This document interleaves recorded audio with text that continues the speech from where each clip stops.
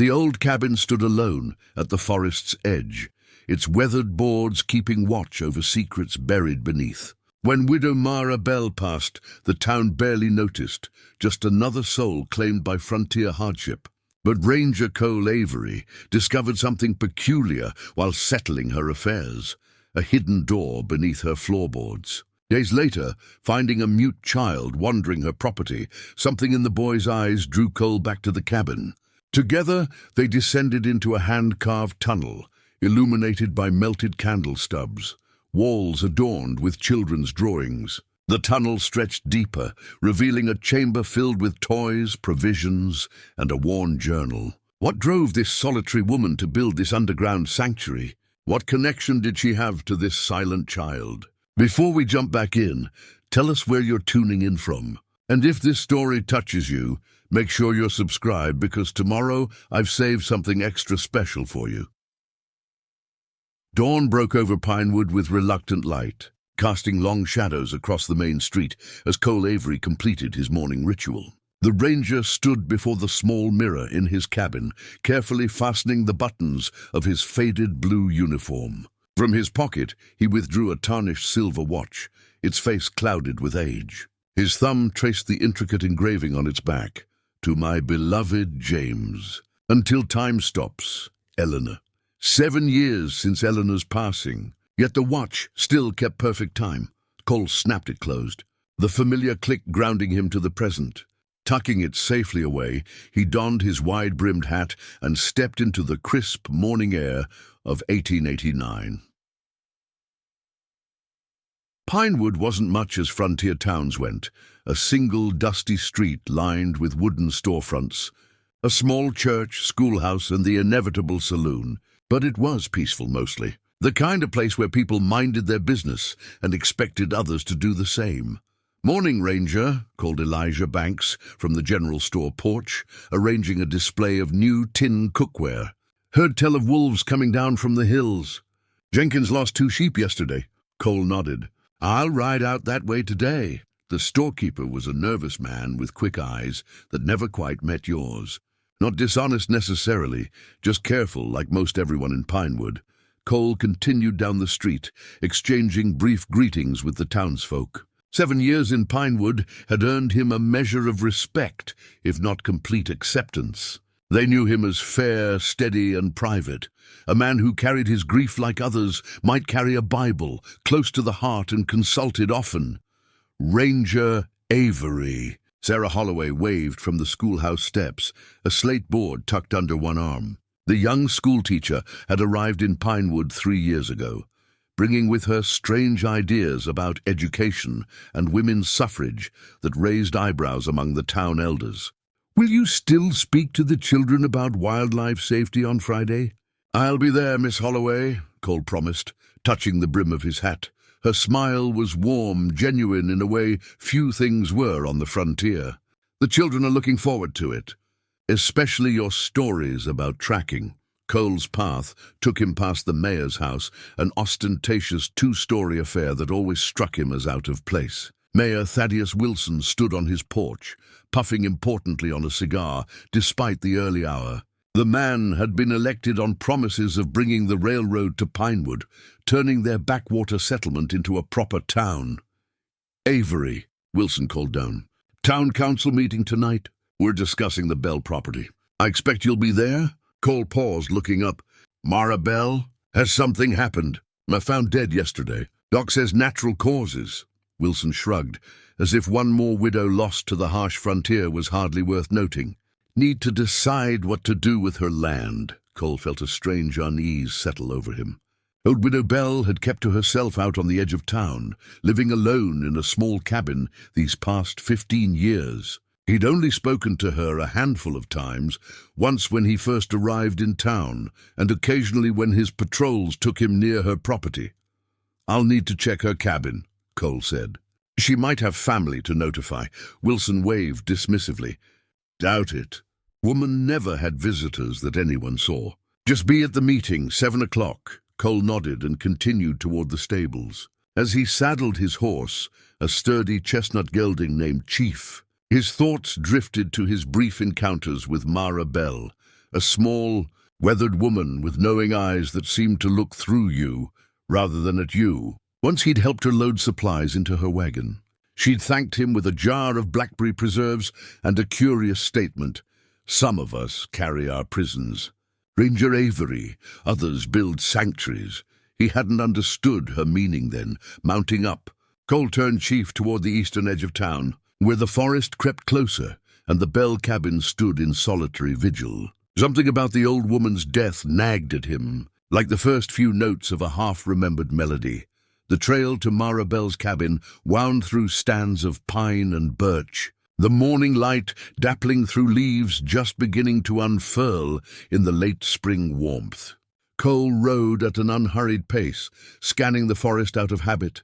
Chief's ears flicked forward as they emerged from the trees, the Bell property opening before them. It was a modest homestead, a small cabin with a stone chimney, a well-tended vegetable garden, and a lean-to shelter that served as both barn and workshop. Nothing to suggest anything unusual about the woman who had lived here. Nothing to explain the sense of disquiet Cole felt as he dismounted and tied Chief to the hitching post. The cabin door was unlocked. Few bothered with locks this far from town. Cole knocked anyway, announcing himself before stepping inside. "Ranger Avery, hello?" Silence greeted him, heavy and undisturbed. The cabin's interior was spare, but meticulously kept. A small table with 2 chairs sat beneath the window, a cast-iron stove in one corner, a bed in another. Cole removed his hat, a gesture of respect in the presence of the recently departed. Though Mara's body had already been taken to town for burial, came out here maybe twice a year, Doc Morrison had told Cole that morning. Mostly for joint pain and willow bark tea. Kept to herself, but always had kind words. Found her in bed, peaceful-like. Heart just gave out, I reckon. Happens to the old and solitary. Cole moved through the single room with careful steps. On the table lay an open book, a pair of wire spectacles placed neatly beside it. A Bible worn from frequent reading. He picked it up, turning it gently in his hands. Pressed wildflowers marked various pages, and the margins were filled with a delicate, flowing script. Not Bible verses, but personal observations, fragments of thought. Some recent entries mentioned spring planting, others noted bird migrations. Nothing to suggest illness or premonition of death. A trunk at the foot of the bed contained clothing, all practical and well-mended. Beneath them, Cole found a wooden box, locked with a simple clasp. He hesitated, then used his pocket knife to carefully pry it open, reasoning that as the investigating officer, he needed to identify any next of kin. Inside were photographs, faded portraits of a younger Mara with a solemn-faced man, her husband, perhaps, and several of a young boy at different ages, from infant to perhaps 7 or 8 years old. A son, lost or grown, with no indication of his whereabouts. Cole set them aside carefully, making note to ask the town elders if anyone knew of Mara's family. What caught his attention next was the quilt spread across Mara's bed. Unlike the functional simplicity of everything else, this was a work of intricate craftsmanship. Dozens of fabric squares formed a complex pattern, not the usual geometric designs common to quilting, but something that almost resembled a map, with winding paths connecting small houses or shelters. Embroidered symbols adorned certain squares, birds, trees, small handprints. Cole ran his fingers over the stitching, feeling a slight bulge beneath one square. Something had been sewn into the lining. Before he could investigate further, movement outside drew his attention. Through the window, he glimpsed Doc Morrison arriving with the undertaker's wagon to collect Mara's few possessions, as was custom when no family claimed an estate. Cole did one final sweep of the cabin. As he moved the bed slightly to look underneath, his boot caught on an uneven floorboard. Kneeling down, he noticed faint scratches in the wood, as though the board had been lifted repeatedly. But with the doctor waiting outside, further investigation would have to wait. Find anything to suggest family. Doc Morrison asked as Cole emerged from the cabin. Some photographs of a young boy. Any idea who he might be? The doctor shook his head. She mentioned a son once, years back. Said he was with the angels. Never spoke of him again, and I didn't press. Some sorrows are best left undisturbed, Cole nodded, helping load Mara's Bible and the box of photographs into the wagon. He decided not to mention the quilt or the loose floorboard just yet. Something about this quiet widow's death didn't sit right with him, and experience had taught him to trust that feeling. 2 days after his initial visit, Cole returned to Mara Bell's cabin. The town council meeting had gone as expected, Mayor Wilson pushing to claim the property for future development, others debating the proper waiting period before declaring the land abandoned. Cole had managed to secure 1 week to complete his investigation and search for any next of kin, though Wilson made his impatience clear. Spring sunshine bathed the clearing as Cole approached, casting the cabin in a gentle light that belied the growing mystery surrounding its former occupant. He'd spent the evening prior asking the town's oldest residents about Mara Bell, piecing together fragments of her story. Showed up in the winter of '74, old Mrs. Guthrie had recalled, her rheumy eyes distant with memory. Dead of winter with snow piled high. Had nothing but a wagon, some supplies, and determination. Never said where she came from. Never said why she came here neither. Inside the cabin, Cole moved with deliberate purpose, cataloguing items for the county record as required by law. The sparseness of Mara's possessions made the task easier. Cookware, gardening tools, a few books besides the Bible. Everything practical, nothing frivolous, save for a small carved bird on the mantel that seemed out of place among the utilitarian items. Cole measured the cabin's dimensions, noting them in his official ledger. 10 feet by 12, simple but solid construction, the work of someone who knew how to build to last. As he worked, the silence of the cabin seemed to deepen, as if the walls themselves were holding their breath.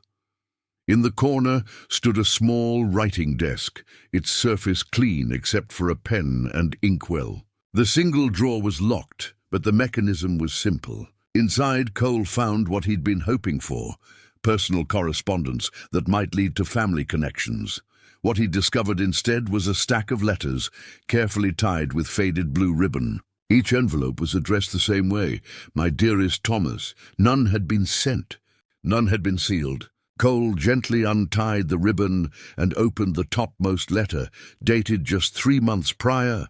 "My dearest Thomas," it began in the same flowing script he'd seen in the Bible margins. "Another winter has passed, and the spring brings new life to the forest once more. The trilliums you so loved are beginning to bloom near the creek. I found myself speaking to them this morning, as if they might carry my words to you. 17 years now since you left us, yet I still find myself setting 2 places at the table some evenings." Cole set the letter aside, feeling like an intruder in a private grief. He skimmed several others, noting that while they spanned many years, they all addressed the same absent Thomas, reflections on changing seasons, accounts of daily life, and veiled references to the children that puzzled him. A floorboard creaked beneath his boot, drawing his attention downward. The same loose board he'd noticed on his first visit. This time, without the doctor waiting outside, he knelt to examine it more closely. The board moved easily under his touch, as if it had been designed to be removed. Beneath it was a small cavity, empty save for a thin layer of dust. Something had been kept here, something regularly retrieved and replaced. Cole ran his fingers along the edges of the hidden space, feeling scratch marks where a tool had been used to pry up the board countless times. Standing, he moved the bed aside for a better look. The loose board was only the beginning. As he shifted the simple rag rug covering the floor, he discovered a pattern of wear in the wood, a path from the bed to what appeared to be another, larger section of flooring that seemed slightly different from the rest. Cole knelt again, running his hands over the seams between the planks. His fingers caught a slight indentation, almost invisible unless you were looking for it. Pressing firmly, he felt a mechanism release. A 2-foot square section of flooring lifted slightly. A door. A hidden door built into the floor itself. Cole stared at his discovery, suddenly understanding why Mara Bell had chosen to live so far from town, why she kept to herself all these years. She had been guarding a secret beneath her very feet. He should report this immediately. Protocol demanded it. Yet something, instinct perhaps, or respect for the dead woman's privacy, made him hesitate. Whatever lay below, it had been Mara's secret to keep. Now it was his to discover.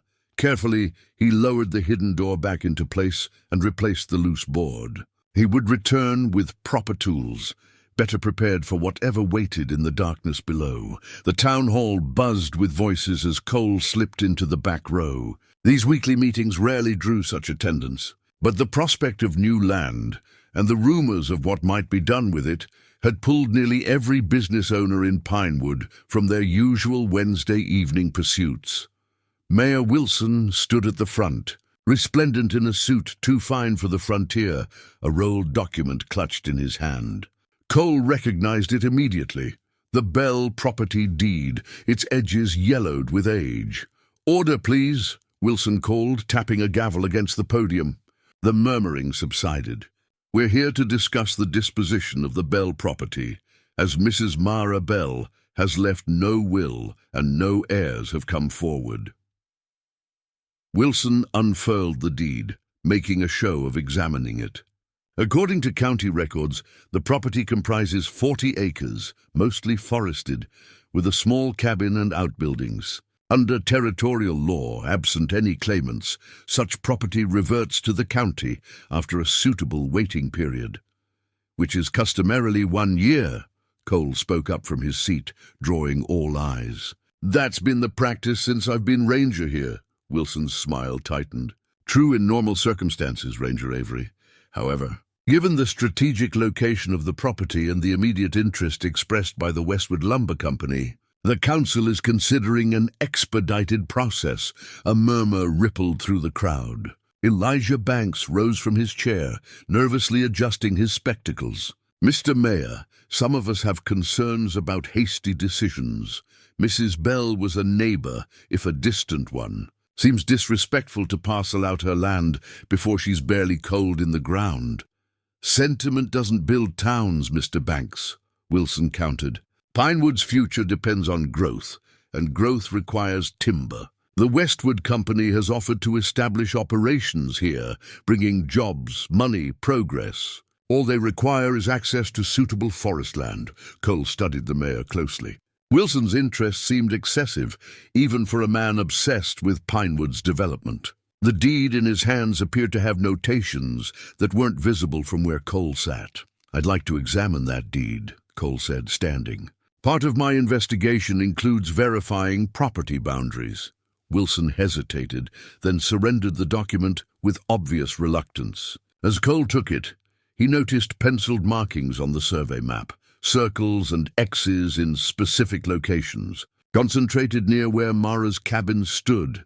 "I'm still completing my investigation of the Bell property," Cole addressed the council. "I've found evidence suggesting there may be more to consider before decisions are made." "Evidence?"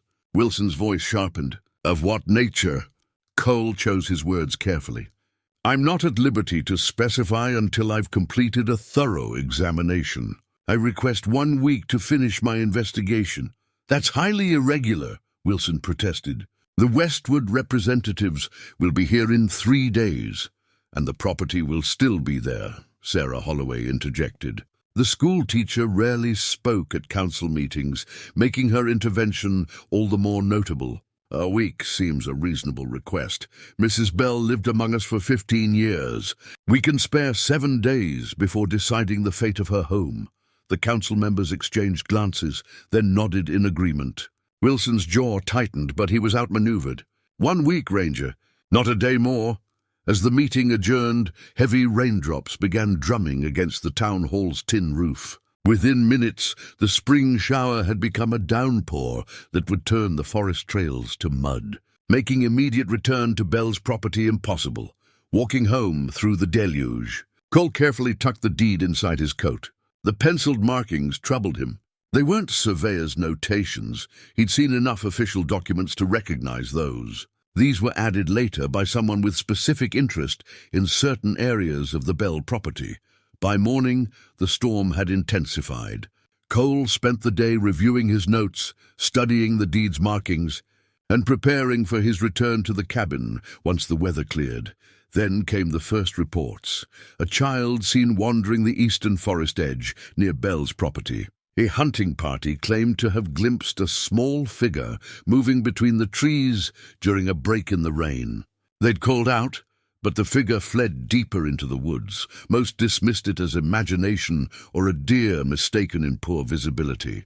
But Cole felt a chill that had nothing to do with the damp weather. Something wasn't right. Something was out there, near the cabin with the hidden door. On the third day of relentless rain, a brief respite came with the dawn. Cole saddled Chief at first light, packing supplies for what might be a long search. The reports of a child near Bell's property had multiplied. 3 separate sightings now, all dismissed by the mayor as nonsense, yet too consistent to ignore. "You're wasting your time, Avery," Wilson had said when Cole announced his intention to search. No child could survive 3 nights in that weather. Perhaps true, Cole thought, as he guided Chief through muddy trails. But something drove him forward, a certainty he couldn't explain. The forest was transformed by the deluge. Streams overflowed their banks, turning familiar paths into shallow rivers. Twice Cole had to detour around fallen trees, their root systems undermined by the saturated soil. The air hung heavy with moisture, fog clinging to the valleys, reducing visibility to mere yards in places. By midday, Cole had methodically searched the eastern approach to Bell's property without success. He paused at the edge of a clearing to consult his pocket compass, the sun being hidden behind a thick blanket of clouds. As he did, a flicker of movement caught his eye, gone so quickly he might have imagined it. "Hello?" he called, keeping his voice gentle. "I'm Ranger Avery. I'm here to help," silence answered, save for water dripping from leaves and the occasional distant crack of a branch surrendering to the weight of collected rain. Cole dismounted, tethering Chief to a sturdy sapling. On foot, he moved carefully through the underbrush, following what might have been a trail. Broken twigs, disturbed moss, the faintest impression of small footprints rapidly filling with water. "I'm not going to hurt you," he called again. "If you're out here, please let me help." "It's not safe." A sound, so faint he nearly missed it, drew his attention to a hollowed tree trunk half hidden by ferns. Approaching slowly, Cole crouched to peer inside. 2 eyes, wide with fear, stared back at him. It was a boy, no more than 6 or 7 years old, his clothes soaked and muddied, face scratched by brambles. He was clutching something in his small fist, a crude object that Cole couldn't immediately identify. "Hello there," Cole said softly, remaining where he was, making no sudden movements. "Are you hurt?" The child didn't respond, just watched him with unwavering intensity. "My name is Cole. I'm a ranger. Do you understand me?" No response. Not even a blink. "Are you hungry?" Cole reached slowly into his saddlebag, withdrew a piece of jerky. He held it out, not approaching any closer. "It's food. For you." The child hesitated, then extended a trembling hand to snatch the offering, retreating immediately to the back of the hollow. He devoured the jerky with alarming speed. "That's good," Cole encouraged. "I have more. And dry clothes. Somewhere warm to sleep. Would you come with me? To town?" At the word town, the boy's expression changed from wariness to outright panic. He shook his head violently, then pointed urgently eastward, toward Bell's cabin. "You want to go there? To the cabin in the woods?" A vigorous nod. Did you know Mrs. Bell?" The boy's eyes filled with tears. He opened his fist, revealing what he'd been clutching, a small handmade compass. Not a proper instrument, but a clever construction of wood, a magnetized needle, and what appeared to be melted candle wax, with unusual symbols carved around its edges. It was functional but crude, the work of someone resourceful making do with limited materials. "Did she give you that?" Another nod, followed by more insistent pointing toward the cabin. "All right," Cole decided. "We'll go there first, but you need warmth and proper food. You understand? I'm going to help you, but then we need to find out where you belong." The boy crawled from his shelter, revealing just how small and fragile he was. When he tried to stand, his legs buckled. Without hesitation, Cole swept him up in his arms, alarmed at how little the child weighed. The boy didn't struggle. Instead, he clutched the homemade compass tightly and continued pointing toward Belle's cabin with grim determination. His eyes held a haunted knowledge no child should possess. As Cole settled the boy on Chief's saddle, wrapping him in a dry blanket, the rain resumed, a gentle patter, quickly building toward another downpour. Cole mounted behind the child and turned the horse eastward, toward the cabin with its hidden door and whatever secrets it concealed. The boy sagged against him, exhaustion finally claiming him now that he'd found what he was searching for, someone to take him back. Dawn was breaking as Cole and the boy arrived at Marabelle's cabin. The storm had finally exhausted itself, leaving behind a landscape washed clean, glistening with lingering droplets that caught the early light. The child, who had drifted between fitful sleep and watchful silence during their journey, suddenly straightened in the saddle. "We're here," Cole said unnecessarily, feeling the boy's tension. "Is this where you wanted to go?" The child nodded once, his eyes fixed on the cabin with an intensity that unsettled Cole. After dismounting and helping the boy down, Cole tethered Chief beneath the lean-to shelter, then approached the cabin door, the child following close as a shadow. Inside, everything remained as Cole had left it, the bed pushed aside, the loose floorboard exposed. The boy moved with surprising purpose for one so exhausted, crossing directly to the displaced board and kneeling beside it. His small hands traced the edges of the hidden door Cole had discovered days earlier. "You know about this," Cole said, understanding dawning. "You've been here before?" The boy looked up, his face solemn beyond his years, and nodded. From inside his sodden shirt, he withdrew something that had been hanging around his neck on a leather cord, a wooden object approximately 4 inches long. Cole hadn't noticed it before, concealed as it had been by the blanket he'd wrapped around the child. It was a key, not metal, but carved from hard wood, with peculiar notches and protrusions, unlike any key Cole had seen before. The craftsmanship was precise, the wood smooth from handling, and small symbols were burned into its surface, similar to those on the compass, but more elaborate. The boy held it out to Cole, his expression expectant. "You want me to open it?" Cole asked, taking the wooden key carefully. Another nod, more emphatic this time. Cole studied the hidden door more closely. What he had taken for a simple lift-latch mechanism was actually more complex, a narrow slot cleverly disguised within the wood-grain pattern of the floor. The key fit perfectly, turning with a soft click when he applied gentle pressure. The hidden door rose slightly on silent hinges, revealing darkness below. Cole retrieved his lantern from his saddlebag, lit it and held it over the opening. A narrow ladder descended into what appeared to be a hand-dug tunnel, its walls reinforced with timber supports. The earthen passage extended beyond the reach of the lantern's glow. Cole's instincts warred within him. As a ranger, his duty was clear: report this discovery immediately. Yet the boy's desperate journey through the storm, his insistence on returning here, suggested urgency that bureaucracy might not accommodate. And something about those penciled markings on the property deed troubled him.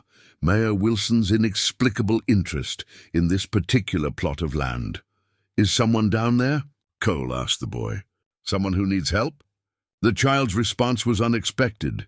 He shook his head, then pointed to himself, then down into the tunnel, his meaning clear. "I need to go down there." "It could be dangerous," Cole said. "Unstable after all this rain." The boy's expression didn't change, but he reached for Cole's hand, his small fingers wrapping around two of Cole's with surprising strength. "A plea, a trust," Cole sighed. "All right, but stay behind me, understand? And if I say we come back up, we come back up. No arguments." The boy nodded solemnly. Securing the lantern to his belt, Cole descended the ladder first, testing each rung before putting his full weight on it. The wood was sound, the construction unexpectedly solid. At the bottom, he helped the boy down the final steps, then raised the lantern high. The tunnel stretched before them, tall enough for Cole to stand upright with a few inches to spare.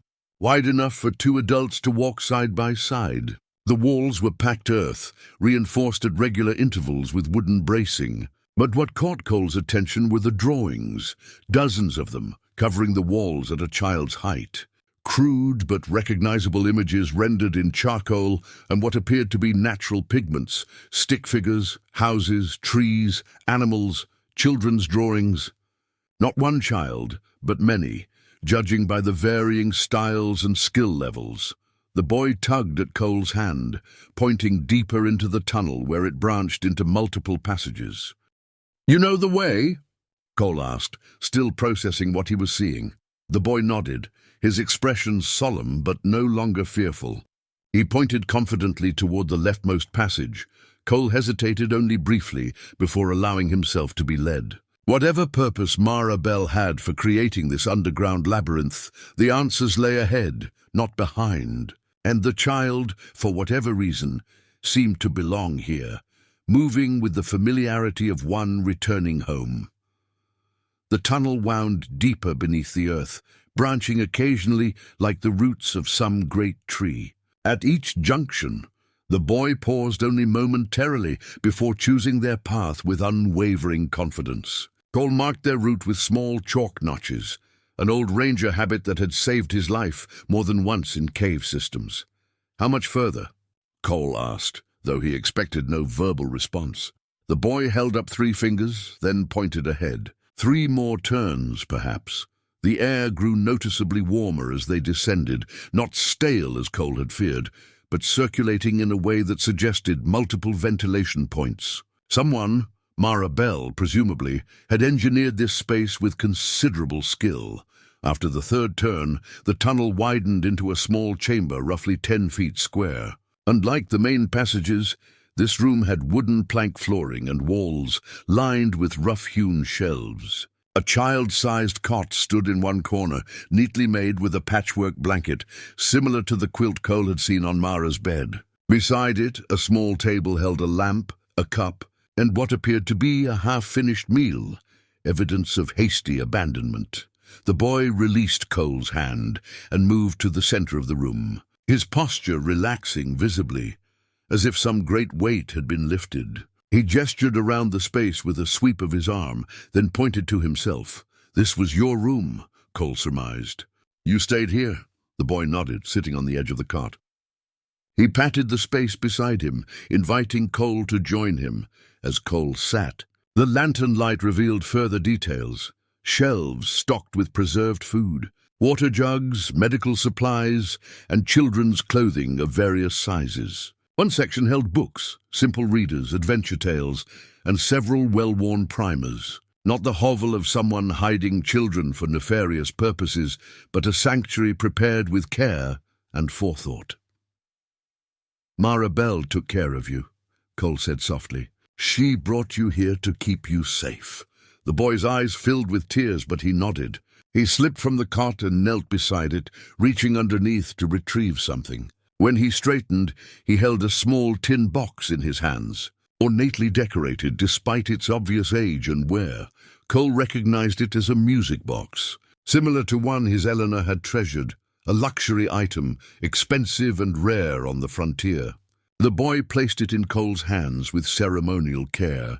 The hinged lid opened to reveal a delicate mechanical system beneath a clear glass cover, the inner workings visible by design. A small metal cylinder, studded with precisely placed pins, would, when wound, strike the tuned teeth of a metal comb to create music.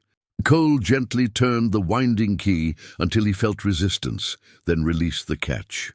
A melody emerged, sweet, melancholy, and hauntingly familiar. "Greensleeves," an Old English folk tune. The boy closed his eyes as the notes filled the small chamber, his expression one of mingled grief and comfort. When the song finished, the child reached beneath the mattress and withdrew a leather-bound journal. He offered this to Cole with equal reverence. The first page bore a single line in Mara Bell's flowing script. "For those who find them, the lost children are a sacred trust." Cole turned the pages carefully, reading entries that spanned years. Mara's words revealed a story more extraordinary than he could have imagined. Following the death of her son Thomas from fever, she had dedicated herself to rescuing children orphaned or abandoned on the frontier, or worse, those escaping abuse or exploitation. The tunnel network, originally a root cellar, had been expanded over 15 years to create a temporary haven where children could recover before being transported to distant relatives or trustworthy adoptive families. Dozens of names filled these pages, each with a brief history and final placement. "She saved you," Cole said, looking up from the journal to the solemn-faced boy. "From something terrible. And she was planning to find you a permanent home." The boy nodded, his eyes communicating what his voice could not. He turned several pages of the journal, pointing to a recent entry. Samuel, age 7, found near the railroad camp with signs of prolonged mistreatment. No speech since rescue. Intelligent, observant. Responds to kindness but fears adult males. Nightmares suggest trauma beyond physical abuse. Railroad foreman searching actively, connected to TW, must proceed with caution. Plan extraction once spring thaw allows mountain passage. Below this, a final entry in a shakier hand. Heart troubling me again. Must get Samuel to safety before it's too late. Cole looked at the boy with new understanding. Your name is Samuel. The boy, Samuel, placed his hand over his heart, then reached out to touch the music box. A single tear traced down his cheek. She didn't abandon you, Cole said gently. Her heart gave out. She was trying to save you until the very end. Samuel's shoulders slumped, the confirmation of what he likely already suspected finally breaking his composure. Silent sobs shook his small frame. Cole hesitated, then did what felt right. He put his arm around the child's shoulders, offering what comfort he could. I'm going to help you, Samuel. I promise. But first, I need to understand everything. Will you show me the rest? With visible effort, Samuel regained his composure. He wound the music box once more, as if drawing strength from its melody, then stood and pointed toward another tunnel leading deeper still. Morning light streamed through the cabin windows as Cole emerged from the hidden tunnel, Samuel cradled in his arms. The boy had finally succumbed to exhaustion after showing Cole the extent of Mara Bell's underground sanctuary, a network more extensive than Cole had imagined. With 3 distinct chambers, multiple escape routes, and a cleverly designed ventilation system, Cole had made his decision during those hours underground, reading Mara's journal entries by lantern light while Samuel slept fitfully nearby. He couldn't leave the boy in the tunnels alone, regardless of how secure they might be. But taking him directly to town presented risks Cole wasn't willing to take, not with Mayor Wilson's name, appearing in connection with the railroad camp where Samuel had been. Mistreated, his own cabin would have to serve as temporary refuge while Cole determined his next steps. We need to get you looked at, Cole told the half-awake child as he settled him on Chief's saddle. And I know just the doctor. The ride to Cole's cabin took less than an hour. Once there, he settled Samuel before the fire with food and clean clothes, then penned a brief note. He whistled for Jamie Potter, the 12-year-old son of his nearest neighbor, who often ran errands in exchange for shooting lessons. Take this to Doc Morrison, Cole instructed, handing the boy a folded paper. Directly to him, no one else. Tell him it's urgent, but not to mention it to anyone. Understand? Jamie nodded solemnly, clearly relishing the importance of his mission, and galloped off toward town. Samuel watched the exchange with wary eyes, tensing at the mention of a doctor. It's all right, Cole assured him. Doc Morrison is a good man. He helped Mara Bell with her work, see? He showed Samuel an entry in Mara's journal where the doctor was mentioned as providing medical supplies and treating children who needed care beyond Mara's capabilities. Samuel relaxed slightly, but his eyes remained fixed on the window, as if expecting danger to appear at any moment. By mid-afternoon, the distinctive clip-clop of Doc Morrison's mare announced his arrival. The elderly physician entered without ceremony, his kind eyes taking in the situation at a glance. So this is our young friend, he said softly, setting his battered leather medical bag on the table. "Mara mentioned you in her last visit, though she was careful with details." Cole nodded toward the journal. "She documented everything. The boy's name is Samuel. He was her final rescue before her heart gave out."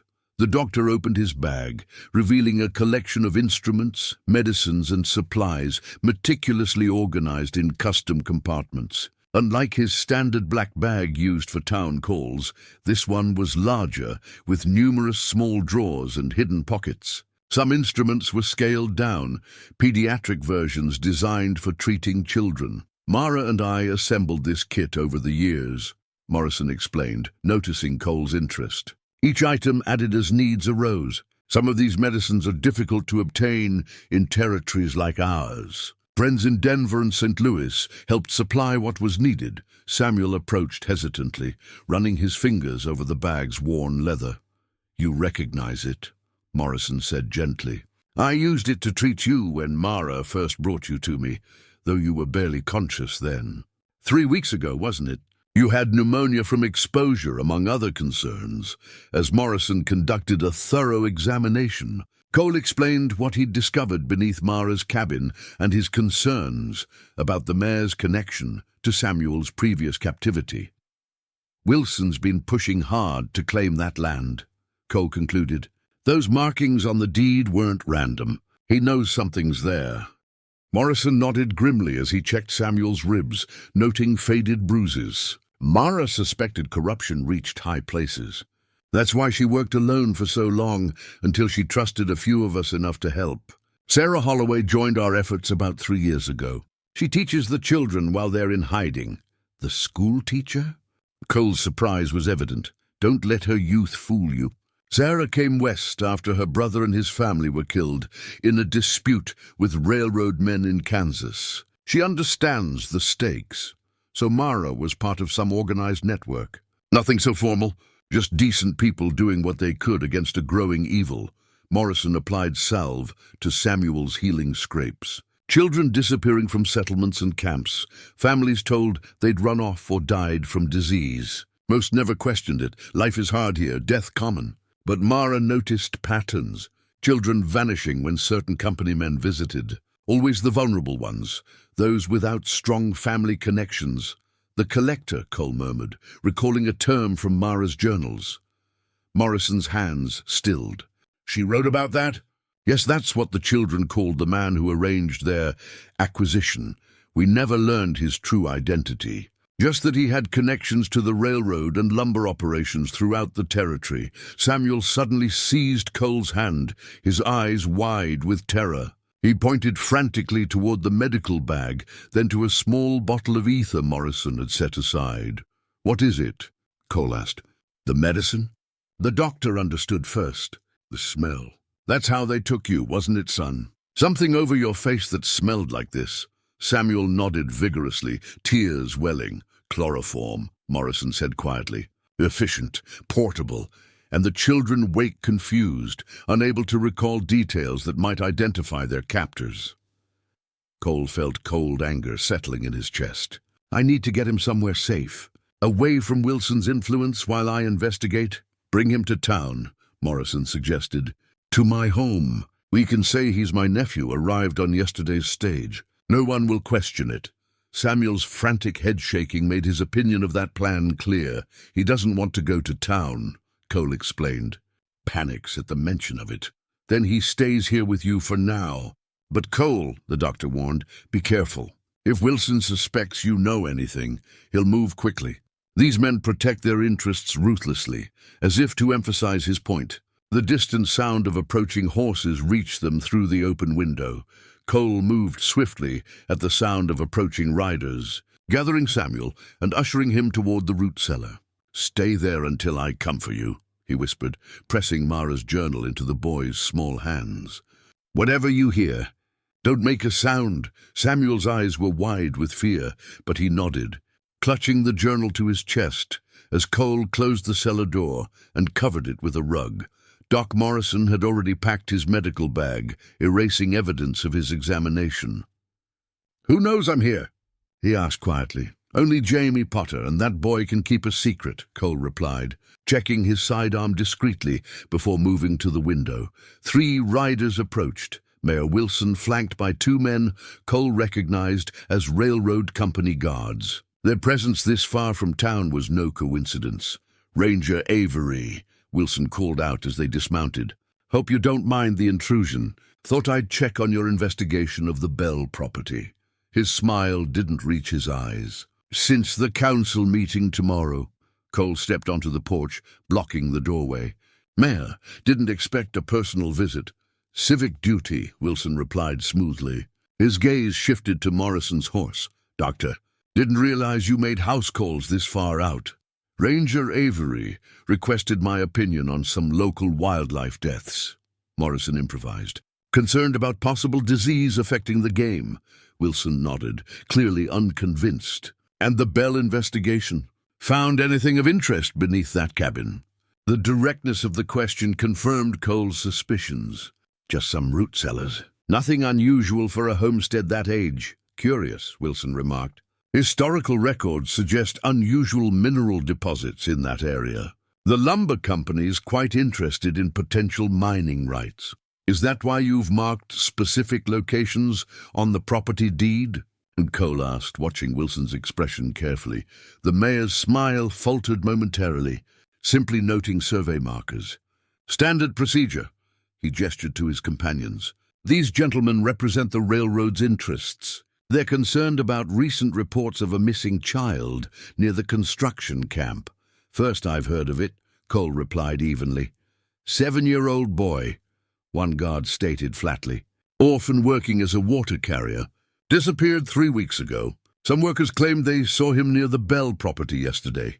"I've been patrolling that area," Cole said. "Haven't seen any child." Wilson's eyes narrowed. "Mind if we have a look around? Since you're the law, I'm sure you'd want to help locate a missing boy." The implied threat hung in the air. Before Cole could respond, Morrison interjected, "I'm afraid that would be inappropriate, Mayor. Ranger Avery is under quarantine." "Quarantine?" Wilson echoed. "Those animal deaths I mentioned," Morrison continued smoothly. "Early signs suggest a variant of Rocky Mountain spotted fever. Highly contagious. I've just administered preventative treatment to the ranger, but his cabin should remain isolated for at least 3 days." Wilson took an instinctive step backward. "You might have mentioned this earlier, Doctor." "My apologies," Morrison said, feigning concern. "I assumed the mayor would know better than to make unannounced visits during a potential disease outbreak. For your safety, I recommend you return to town immediately. I can examine you there for symptoms." The railroad guards were already retreating to their horses. Wilson hesitated, suspicion warring with superstition. 3 days, Avery," he finally said. "Then I expect your full report on the Bell property, with county officials present." After they departed, Cole released a breath he hadn't realized he was holding. "Quick thinking, Doc. Buys us time, nothing more." Morrison watched the riders disappear down the trail. "They'll be back with reinforcements and a more compelling pretext." Cole retrieved Samuel from the cellar. The boy emerged clutching not only the journal, but also a slate board he'd found below. On it, he'd drawn a crude but recognizable map of the surrounding area, with X marks at specific locations. "What's this, Samuel?" Cole asked, studying the drawing. Samuel pointed urgently at the marks, then made a gesture like bars across his face. "Other children," Morrison guessed. "Other captives?" Samuel nodded vigorously. Cole spread out the county map he kept in his desk drawer, comparing it with Samuel's drawing. "These correspond to railroad construction camps," he noted. 5 of them, spread across the territory. From his saddlebag, Morrison withdrew a folded document. "Perhaps this will help. Found it while treating a railroad executive with a broken leg. He was quite delirious from pain and laudanum. It was a railroad timetable, but unlike the public schedules posted at stations. This one detailed freight movements, maintenance inspections, and special shipments marked with unusual symbols, circles, crosses, and stars that corresponded to different stops. Handwritten notations in the margins indicated numbers: 3, Camp 27, 2, Elkhorn, 5, Riverton. Numbers of children, Cole said grimly, seeing the pattern. They're moving them by rail, disguised as freight. Samuel tapped the slate emphatically, pointing to the largest X on his map. Then to tomorrow's date on the timetable. A shipment tomorrow, Morrison translated, studying the schedule. A large one from the main camp to... It doesn't say the destination, just Special Transfer Point 4. Samuel retrieved a piece of charcoal and drew a small building next to the X. Then, with deliberate care, he added a tiny figure wearing what appeared to be a mayor's ceremonial sash. Cole and Morrison exchanged grave looks. Wilson is directly involved, Cole said. And Samuel has just shown us where to find proof. Samuel nodded, determination replacing fear in his eyes. For the first time since Cole had found him, the boy seemed to stand taller, animated by purpose rather than terror. I should return to town, Morrison said quietly. Maintain appearances and gather what information I can, Cole nodded. And I need to contact someone who can help us. An old friend from my ranger days in Colorado. Someone Wilson won't know. As the doctor prepared to leave, Samuel suddenly tugged at Cole's sleeve, then pointed at his own mouth, opening and closing it with exaggerated movements. You want to try to speak? Cole asked gently. Samuel nodded, his face a mask of concentration. His lips formed a word, and though barely audible, both men heard it clearly. Help! Dawn was still hours away when Cole saddled Chief, his breath visible in the cool night air. Samuel watched from the doorway, wrapped in a blanket, his face pinched with worry. I'll be back before sunrise, Cole promised, buckling his saddlebag. Bar the door behind me. Don't open for anyone but me. I'll knock 3 times, pause, then twice more. Samuel nodded, clutching Mara's journal tightly. Since speaking his first word the previous day, he'd made no further attempts at speech. But his eyes communicated volumes, particularly his fear of Cole leaving. I need to warn Sarah Holloway, Cole explained gently. If she's part of Mara's network, she can help us. You'll be safer here than riding with me. With obvious reluctance, Samuel retreated inside. Cole waited until he heard the bar slide into place before mounting and guiding Chief quietly into the forest. Rather than taking the main trail, he followed game paths, mindful that Wilson might have posted watchers despite Morrison's quarantine ruse. The schoolhouse stood at the edge of town, with teachers' quarters attached to the rear, modest but private accommodations that had raised eyebrows when the young, unmarried Sarah had insisted upon them 3 years ago. Now Cole understood why she valued that privacy. A single lamp burned in the back window, despite the late hour. Cole approached cautiously, tethering Chief behind the woodshed before circling to the rear door. He knocked softly, 2 short raps, 1 long. The pattern Morrison had indicated was used among Mara's associates. The door opened immediately, revealing Sarah Holloway in a simple dressing gown, her hair loose around her shoulders. Not the prim schoolteacher of daylight hours, but a woman clearly prepared for nocturnal visitors. Ranger Avery, she said, her voice calm, though her eyes betrayed surprise. I expected Dr. Morrison. He sent me. May I come in? She hesitated only briefly before stepping aside.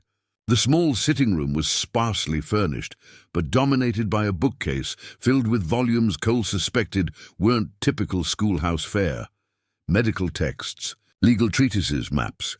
The doctor said you found one of Mara's charges, Sarah began, closing the curtains completely before lighting another lamp. A boy named Samuel, Cole nodded. He led me to the tunnels beneath her cabin. I've read her journals. And now you've come to me, Sarah said, studying him carefully, which means you're either seeking allies or intending to expose our work. I want to help, Cole replied simply. Wilson and his railroad friends are involved in something terrible. They're moving children, selling them, I think. Samuel was one of them, until Mara rescued him. Sarah's shoulders relaxed slightly. She moved to the cold stove where a kettle sat ready. Tea? It seems we have much to discuss, and little time. As she worked, Cole noticed her methodical movements, practiced, efficient, revealing training beyond that required for teaching. You weren't always a school teacher, he observed. A sad smile touched her lips. I was a nurse during the war. Afterward, I worked with my brother's aid society in Kansas, helping displaced families until... She paused, pain flashing across her face. Until he crossed the wrong railroad men. They made an example of him, his wife, their children. I was the only survivor. She placed a cup before Cole, then reached into her pocket and withdrew a small silver object. This was my sister-in-law's. I use it to identify myself to others in our network. It was a thimble, ordinary at first glance, but closer inspection revealed tiny notches around its rim and a stylized flower engraved on its surface. "Turn it over," she instructed. Inside the thimble, nearly invisible unless one knew to look, was a minuscule drawing of a bird in flight. "Mara's sign," Sarah explained. "Each of us has something similar. Inconspicuous items we can show when needed. Morrison's pipe has the marking inside the bowl. Mrs. Guthrie's knitting needles bear it near the handles." "How many are you?" Cole asked, returning the thimble. "In Pinewood, just the 4 of us now. But similar groups exist in towns across the territory. We communicate through coded messages, help move children to safety when needed. Samuel indicated a shipment scheduled for tomorrow. Multiple children from the main railroad camp?" Sarah's expression darkened. "We've heard rumors. 5 children, possibly more, being moved from the construction sites to a central location before being sent east. I assume they were being used for labor here. Some are. Others are sold to factories or mines. The youngest and most attractive..." She couldn't finish, her hands tightening around her cup. "Wilson isn't the mastermind. He's merely a facilitator, providing temporary holding locations and ensuring local law enforcement doesn't interfere." "Who's behind it all?" "We only know him as the Collector.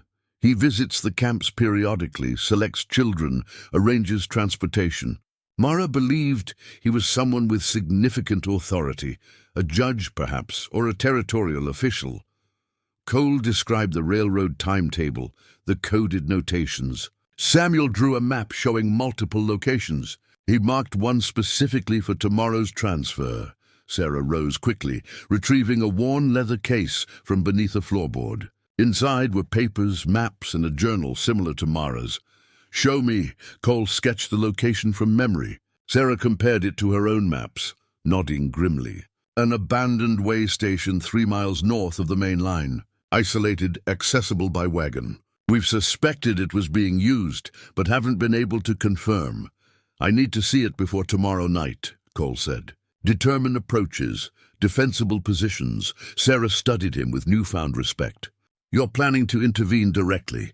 That's dangerous, Ranger Avery. These men don't hesitate to eliminate threats. I've sent for help, a former Ranger colleague.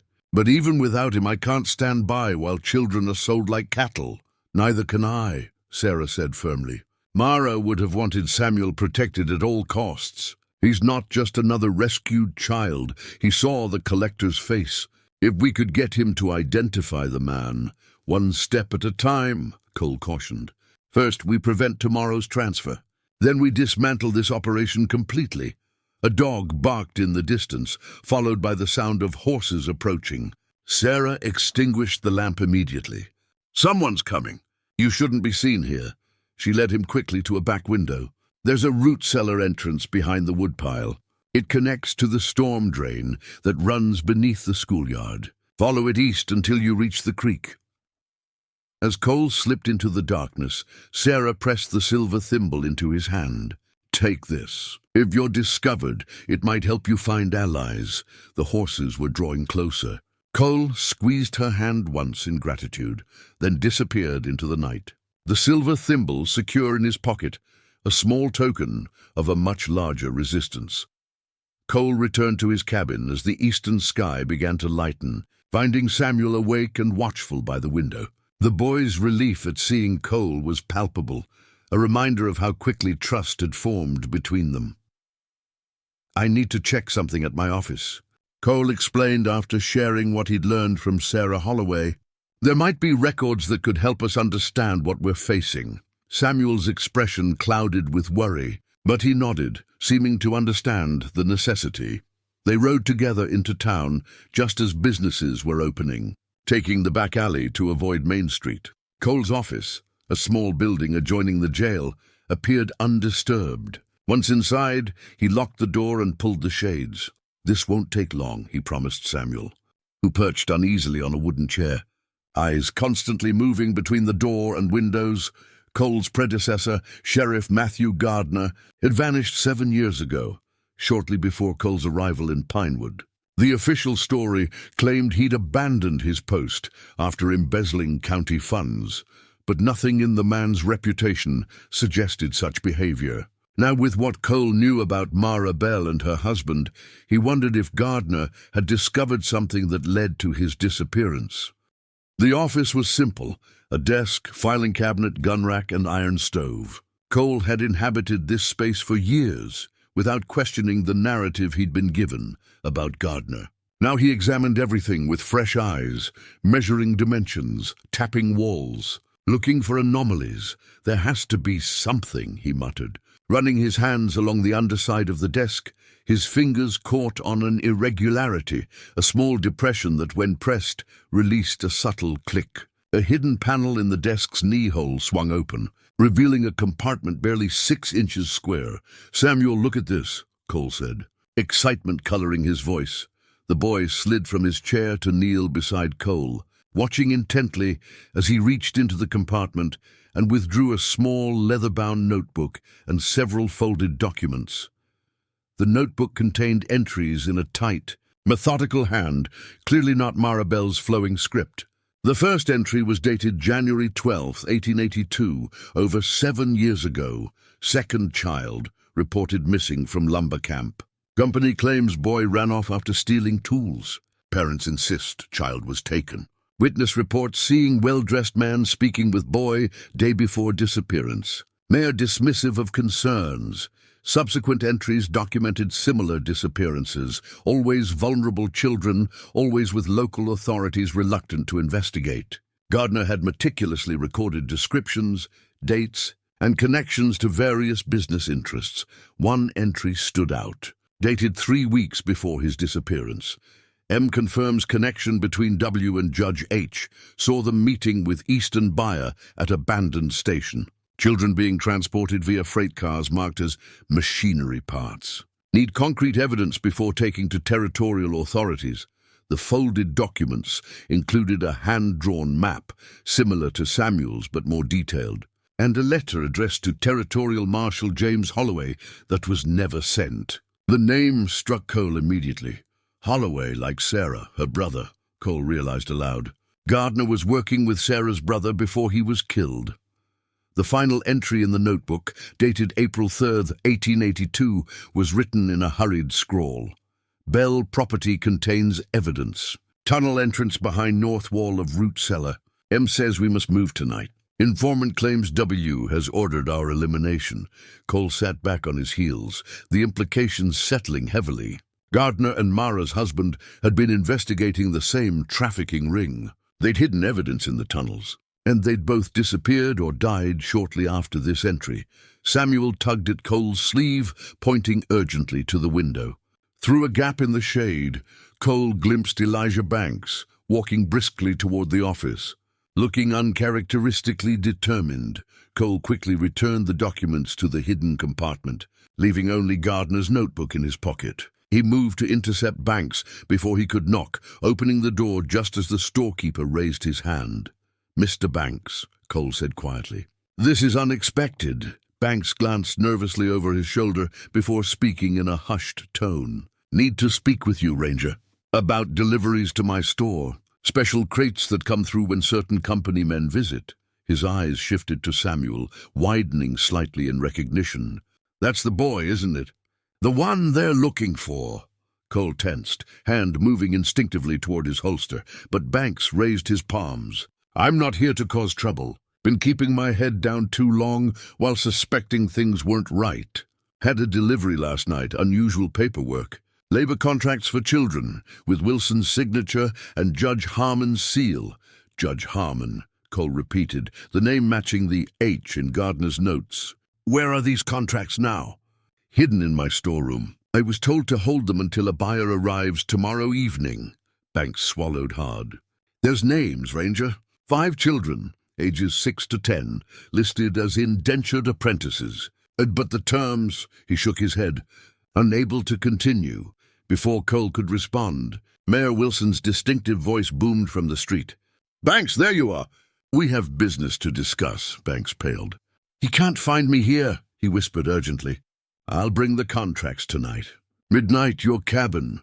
As Banks slipped out the back door, Samuel grabbed Cole's arm, shaking his head vehemently. You think it's a trap? Cole asked softly.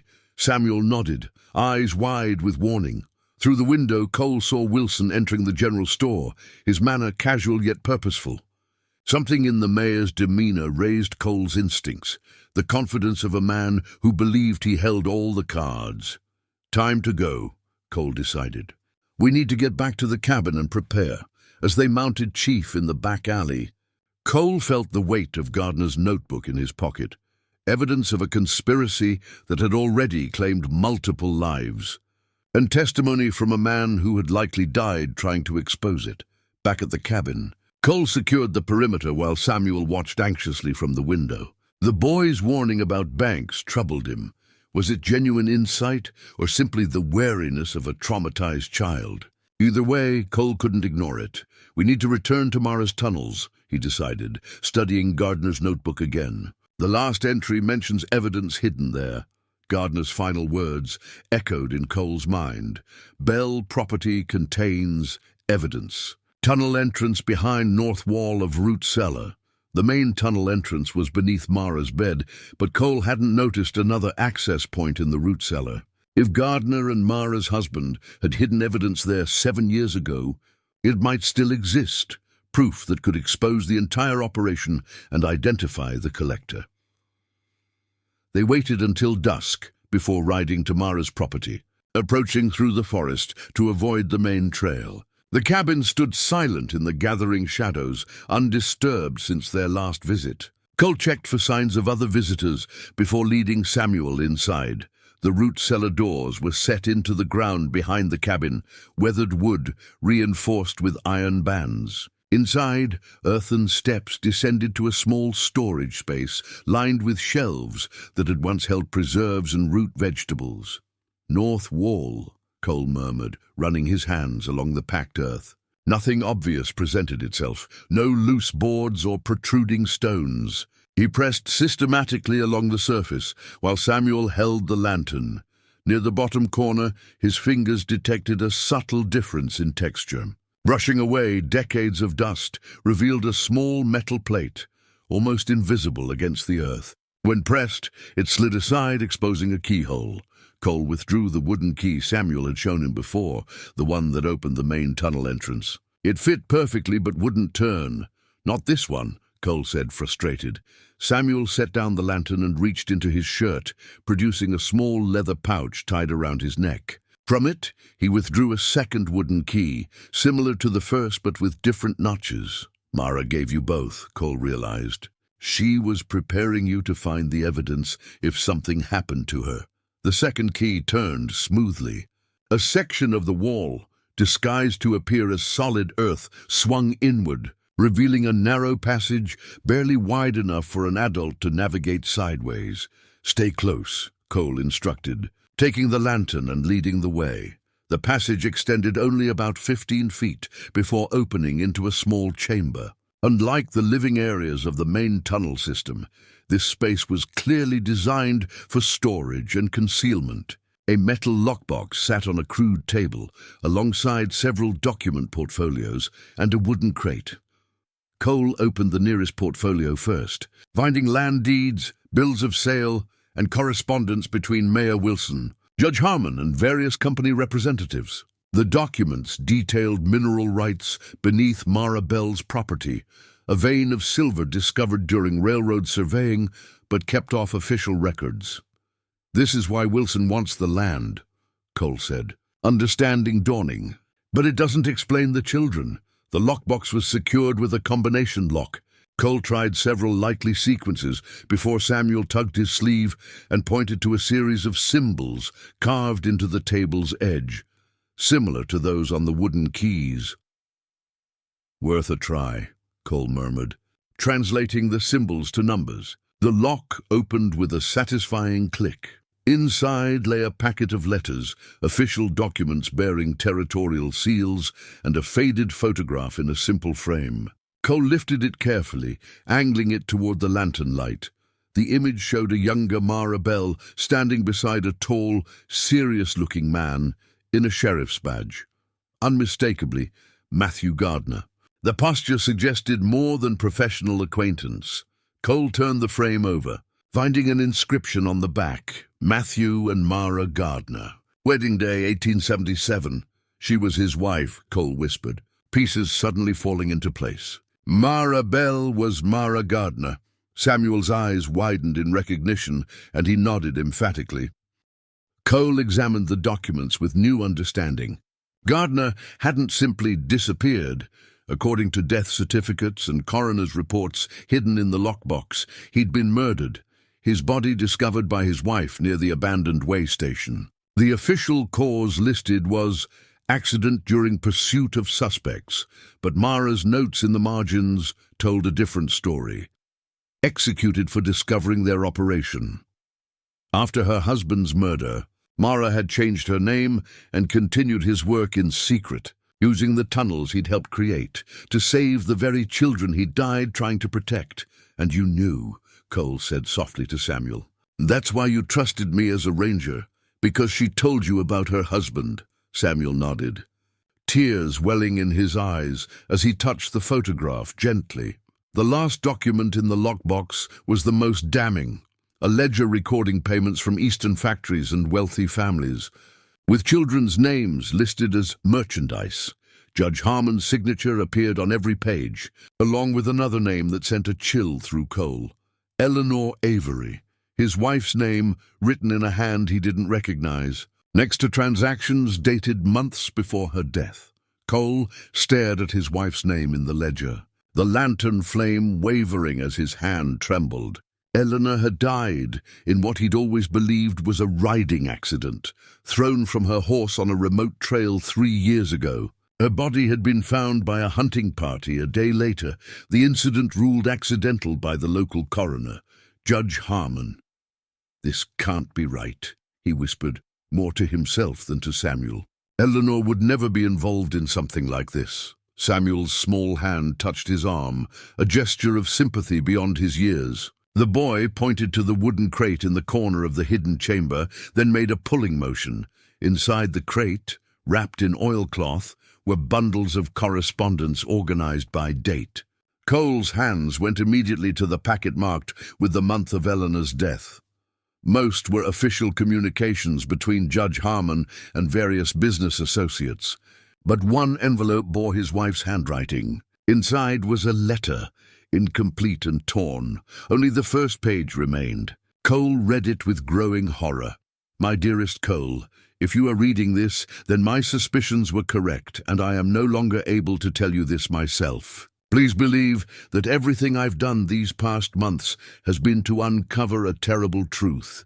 3 children disappeared from our previous town in Colorado before we moved here. I dismissed it as frontier tragedy until I recognized a pattern in Pinewood.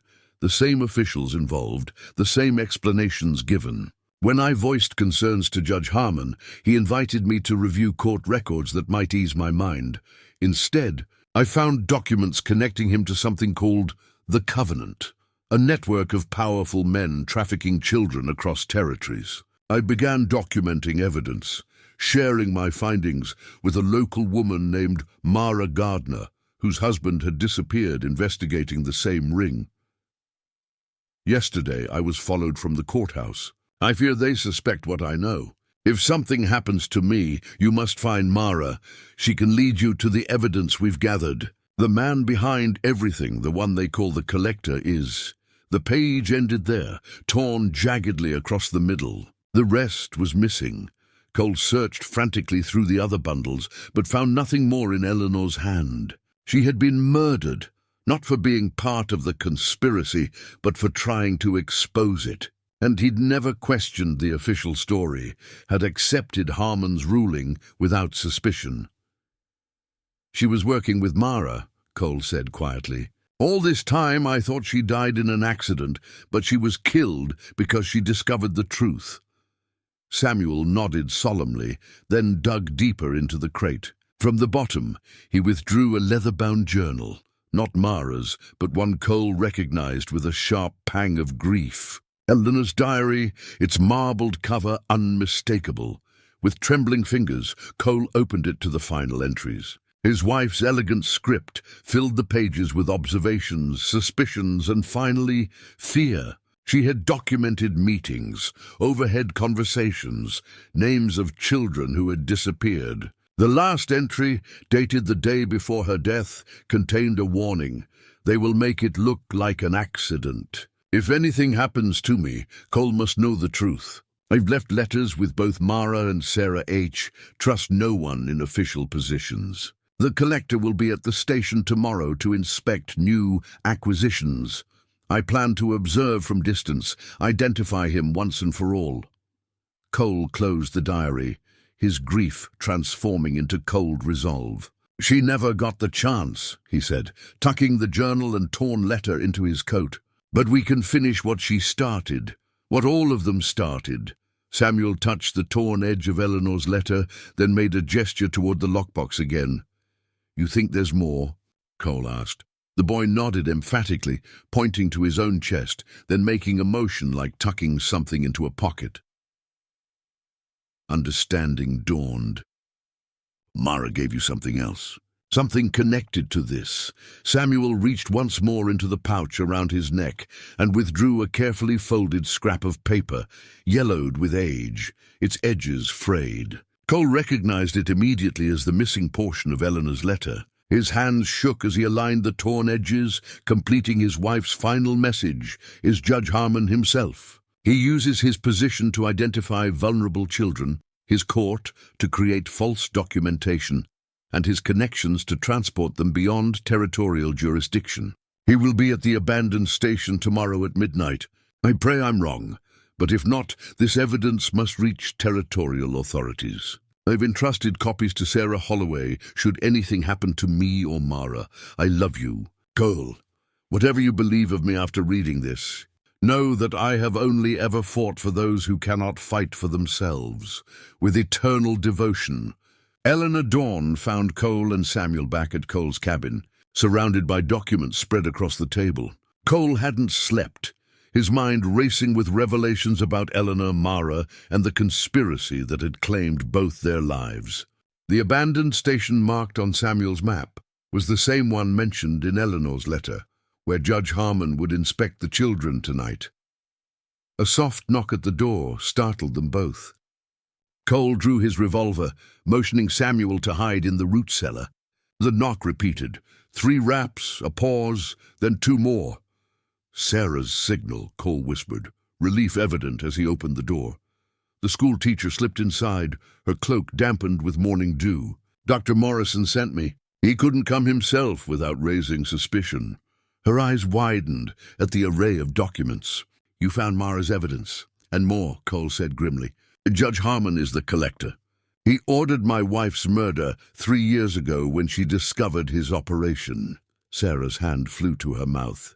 Eleanor was investigating? I knew she helped occasionally with the children, but not that she... You knew my wife. Cole interrupted. She brought books for the children we rescued, Sarah explained. We never discussed her involvement directly. Safer that way, but she seemed to know about Mara's work. Cole showed her Eleanor's letter and diary. She was killed the day before she planned to identify the collector. She'd already figured it out, but I never knew. Sarah studied the evidence with practiced efficiency. This explains why Mara trusted me so quickly when I arrived. Eleanor must have told her about me. What did Morrison send you to tell me? Sarah withdrew a folded paper from her pocket. This arrived by telegraph for Wilson last night. Banks intercepted it while Wilson was meeting with the judge. The message appeared to be a mundane business communication about lumber shipments. But Sarah pointed to specific phrases. 5 units ready. Stop quality inspection completed. Stop transfer at designated point 4 as scheduled. Stop buyers confirmed arriving. 11 p.m. Stop require verification of payment before release stop. It's encoded, Sarah explained. Mara and I broke their pattern months ago. Units are children. Buyers are Eastern representatives. They're confirming tonight's transfer at the abandoned station. Cole nodded grimly. We'll be there. My former partner from Colorado should arrive by noon. With him, Morrison, and us, we might have enough to stop this. Sarah shook her head. We're forgetting something. Banks said he was bringing contracts tonight, but Samuel warned it might be a trap.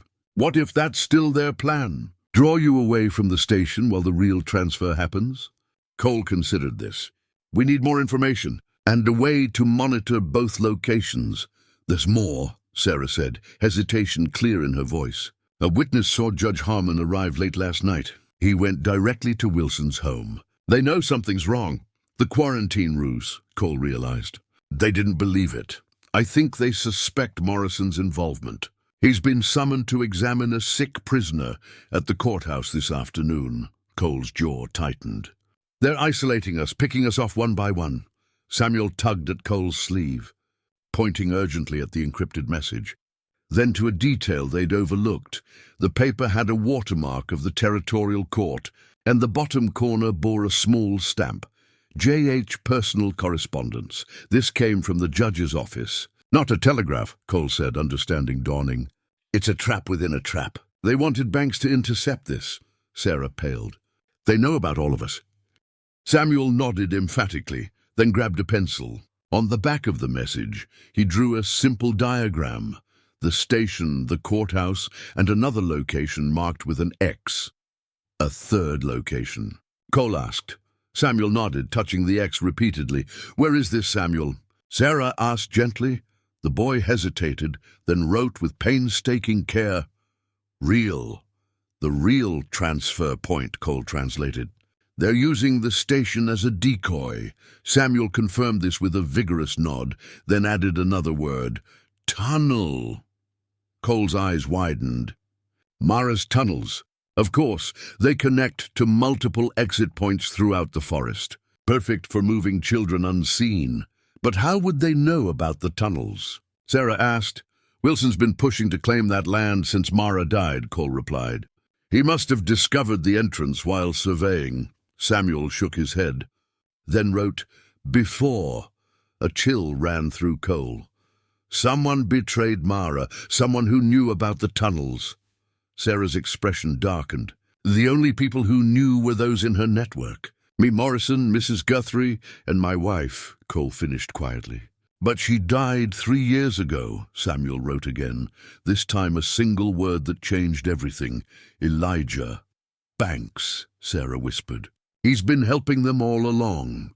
Playing both sides, Cole agreed, the pieces falling into place. That's how they've stayed ahead of us. Every move we make, Banks reports back to Wilson and Harmon. Samuel nodded solemnly.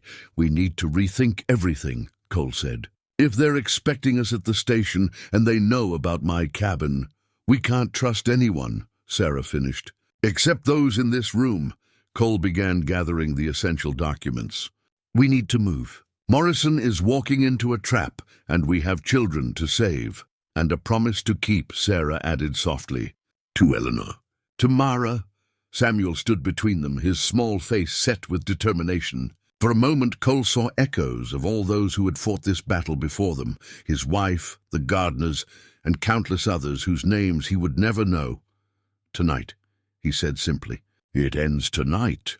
Dusk settled over the forest as Cole, Sarah, and Samuel positioned themselves in a dense thicket overlooking the abandoned way station. The weathered structure stood in a small clearing, its loading dock facing an overgrown spur of the railroad tracks. Once used to transfer timber and supplies, it had been abandoned when the main line was rerouted 5 years earlier.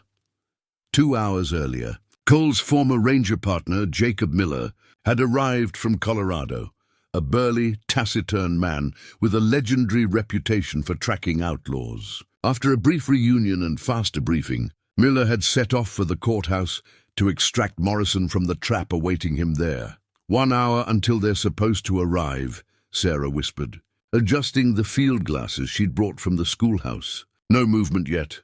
Cole nodded, his focus on Samuel, who was sketching something in the dirt with intense concentration. The boy had become increasingly agitated as they'd finalized their plans, trying to communicate something beyond his limited writing abilities.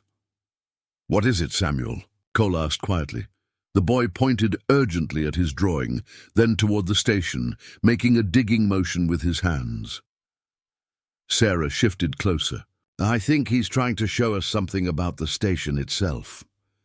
Samuel nodded emphatically, then reached into his shirt and withdrew a folded piece of parchment from his ever-present pouch.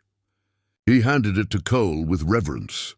It was a map, but unlike the crude drawings Samuel had made before, this was detailed, precise, clearly the work of an experienced surveyor or engineer. It showed the way station, the surrounding terrain, and something unexpected, a series of tunnels extending beneath the structure. "There are passages under the station?" Cole asked, studying the faded ink. Samuel nodded, pointing to a section marked with a small X. "A hidden entrance," Sarah interpreted. "Just like at Mara's cabin."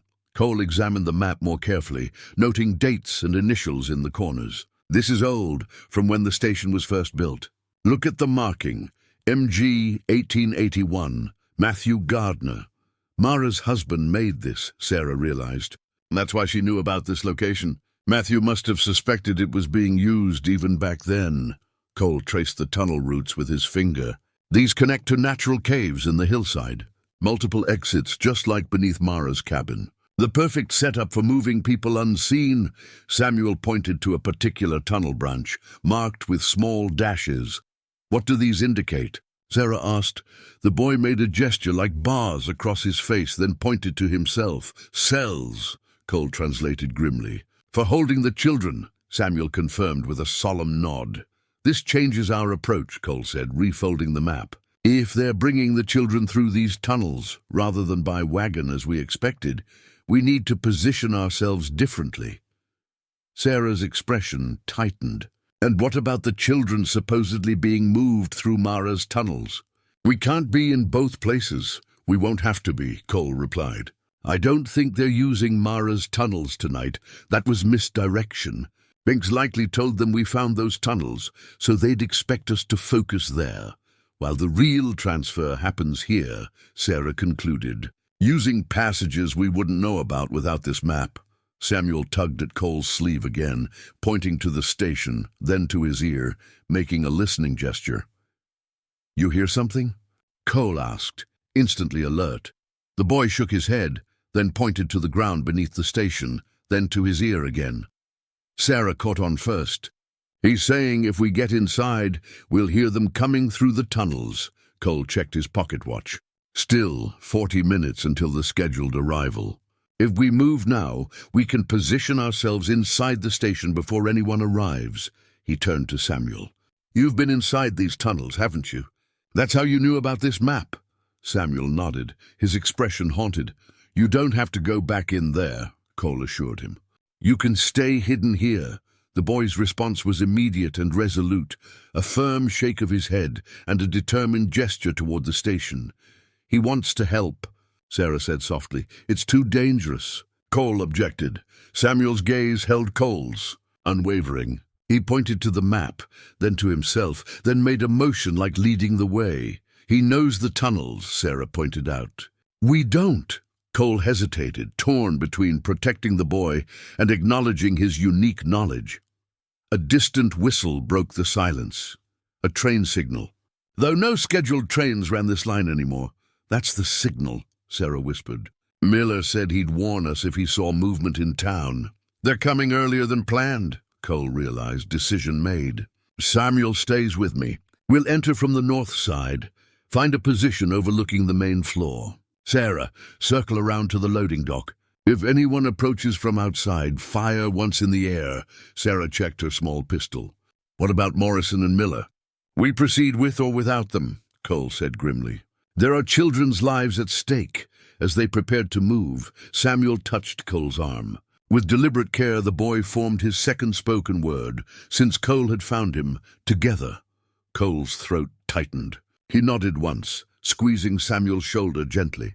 Together, the three figures slipped from their hiding place, moving silently toward the station where, beneath weathered boards and forgotten commerce, a final confrontation awaited.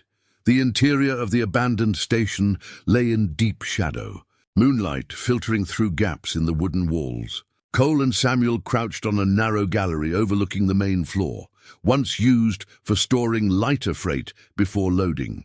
Years of neglect had weakened the boards beneath them, forcing careful movement across the dusty surface. Samuel pointed toward a section of the wall that appeared solid but, according to the hidden map, concealed one of the tunnel entrances. Cole nodded, understanding as they settled into position with a clear view of the entire floor. Minutes passed in tense silence. Then, almost imperceptibly, the sound of footsteps echoed from beneath them, not from outside the station, but from below. A section of floorboard shifted, rising slowly on hidden hinges to reveal a dark opening. A lantern emerged first, held high by Mayor Wilson, his typically pompous demeanor replaced by wary vigilance. Behind him came Elijah Banks, visibly nervous, followed by two rough-looking men Cole recognized as railroad guards. Last to emerge was Judge Harmon, the collector himself, a tall, distinguished figure whose silver hair and patrician features belied his true nature. He carried a polished wooden gavel, absently tapping it against his palm as he surveyed the station. "Secure the perimeter," Harmon ordered the guards. "No interruptions tonight. The buyers are paying premium rates." The men nodded, moving toward the doors with rifles ready. "Any sign of Avery?" Harmon asked, turning to Wilson. "None since yesterday," the mayor replied. "Morrison's detained at the courthouse, as planned. The woman and the boy are likely with Avery, probably watching the Bell property tunnels. And you're certain he found nothing in your office, Sheriff?" Harmon addressed Banks, using a title that startled Cole. "Nothing, Your Honor," Banks replied. "I've been appointed temporary sheriff, effective tomorrow. Announcements already drafted, citing Avery's unfortunate accident while investigating Bell's property." Cole's hand tightened on his rifle. Samuel placed a small hand on his arm, steadying him. "Bring them up," Harmon commanded, tapping his gavel on a crate that served as a makeshift desk. "The buyers will arrive within the hour." Wilson disappeared back into the tunnel, returning moments later leading a file of small figures. 5 children, none older than 10, thin and terrified. 2 girls, 3 boys, dressed in threadbare clothing, their wrists bound with rope. Samuel trembled beside Cole, his breathing quickening. Cole squeezed the boy's shoulder, steadying him. "Merchandise looks acceptable," Harmon commented, inspecting the children as one might evaluate livestock. "Though that one seems sickly." He pointed his gavel at the smallest boy, who swayed slightly where he stood. "Fever." Wilson shrugged. "Nothing serious. They pay less for damaged goods anyway." Harmon nodded. "Let's review the paperwork. Banks, you have the contracts?" As the men gathered around the crate, Cole signaled to Samuel to stay put. The moment had come, but they needed Sarah's positioning to be complete. Where was she? The answer came seconds later. A single shot rang out from the direction of the loading dock, followed by shouts. One of the guards staggered back inside, clutching his arm. "Ambush!" he gasped. "Woman with a gun!" The distraction was all Cole needed. He rose from cover, rifle aimed at Harmon. "Nobody move!" "Territorial Rangers!" Chaos erupted. Wilson dove for his pistol while Banks froze in place. The guards raised their rifles toward the gallery, but hesitated with the children in their line of fire. Judge Harmon, however, remained eerily calm. Slowly, deliberately, he raised his gavel and brought it down on the crate with a sharp crack. At the sound, a hidden door on the far wall burst open. 3 more armed men rushed in, the judge's private security positioned as a contingency. "Kill them all," Harmon ordered coldly. No witnesses. Gunfire exploded across the station. Cole fired twice, striking one guard in the shoulder. He grabbed Samuel and rolled behind a support beam as bullets splintered the gallery where they'd been seconds before. Sarah's voice called from the loading dock. "Cole, more coming through the tunnels!" The children scattered in terror. complicating the guards' aim. Cole spotted an opportunity, a rope and pulley system once used for moving freight, now their potential escape route. "Samuel! The rope!" Cole shouted, providing covering fire as the boy scrambled toward it. With unexpected agility, Samuel reached the pulley, loosening the mechanism. The counterweight dropped, and the rope descended to the main floor, a lifeline for the trapped children. Sarah appeared at the dock entrance, firing methodically at Harmon's men while shouting to the children. "Here, come to me!" 2 children made it to her, but the others remained frozen in terror. Judge Harmon had retreated to the tunnel entrance, using his position to prevent escape. His gavel still clutched in his hand, he grabbed the smallest boy as a shield. "It's over, Avery," he called out. "You'll die like your wife, another tragic accident." Cole's response was to fire at the lantern near Harmon, plunging that section of the station into darkness. In the confusion, he dropped from the gallery to the main floor. Landing hard, but maintaining his footing, Samuel followed, not down the rope as Cole expected, but through a different route, a narrow chute once used for sliding mailbags. The boy landed beside the children, gesturing urgently towards Sarah. Understanding flooded through Cole. Samuel was leading the children out while he confronted Harmon. As gunfire continued around them, Cole moved through the shadows toward the judge. Justice for Eleanor, for Mara, and Matthew Gardner, for countless children, it all converged on this moment. A flash of movement to his right, Wilson, pistol raised. Cole fired without hesitation, catching the mayor in the chest. The man crumpled with a look of stunned disbelief. Then, from the tunnel entrance, an unexpected sound. More gunfire, but coming from below. Shouts echoed up, followed by Dr. Morrison's voice. "Cole! We've got them pinned down here." Miller had succeeded. They'd intercepted the second wave of Harmon's men in the tunnels. In the momentary confusion, Judge Harmon made his mistake. He lunged for the main door, his human shield discarded, his gavel still clutched in his hand like a talisman of his authority. Cole emerged from the shadows, blocking his path. "That's far enough, Collector," Harmon's aristocratic features contorted with rage. "You don't understand what you're interfering with, Avery. This is business, commerce that built this territory." "This is trafficking children," Cole replied evenly. "And it's over." The judge raised his pistol with surprising speed, but Cole was faster. His shot caught Harmon in the shoulder, spinning him around. The gavel and pistol clattered to the floor as the man who had terrorized the territory for years fell to his knees. 1 month later, Cole stood beside Mara Bell's grave, watching as Samuel carefully arranged wildflowers around the simple headstone. The boy, no longer silent, spoke softly to the woman who had saved his life, telling her about his new home and the other children who now lived there. "She'd be proud of you," Cole said when Samuel finished. "Of all of us." The territorial authorities had moved swiftly once presented with the evidence. Judge Harmon survived his wound only to face a military tribunal. His network, spanning 3 territories, had collapsed as associates rushed to testify against him. Elijah Banks, caught between loyalties, had taken his own life in his cell the night after his arrest.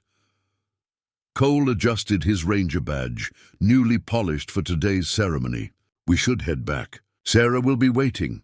They walked the familiar path from the small cemetery to Mara's property. The cabin had been expanded, additional rooms added to accommodate its new purpose. Children played in the yard, their laughter a stark contrast to the solemnity that had long shrouded this place.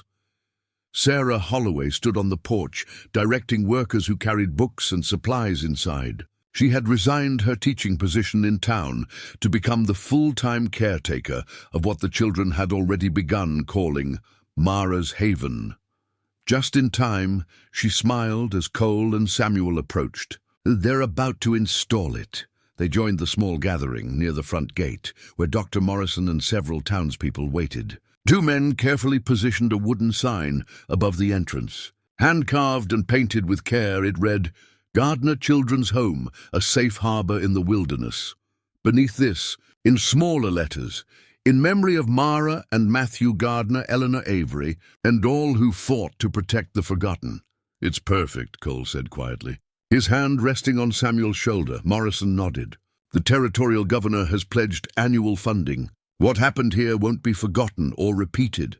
The revelation of Judge Harmon's crimes had shaken the territory. More importantly, it had awakened a collective conscience about the vulnerable children who often disappeared without investigation. New laws had been drafted, inspired by Mara's journals and Eleanor's documentation.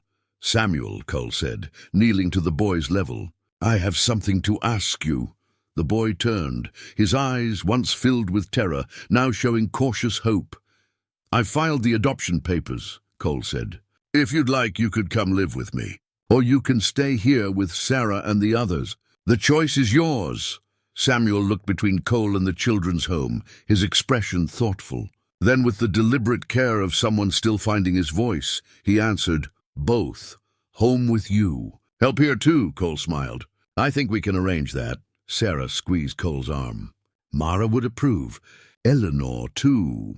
As the small crowd dispersed, Cole remained at the gate, watching Samuel join the other children in a game of tag. In just 1 month, the boy had begun to heal, speaking more each day, nightmares gradually fading. Cole's fingers touched the folded papers in his pocket, Eleanor's letter, which he now carried always. Her final words had given him purpose beyond grief. The network she, Mara, and the others had built would continue, protecting children who had no one else. The setting sun cast long shadows across the property, illuminating the wooden sign in golden light. Below it, children played freely, their laughter carrying through the forest that had once hidden so many secrets. Cole Avery, once a man defined by loss, found himself surrounded by an unexpected legacy, not just of justice served, but of lives reclaimed and hope restored.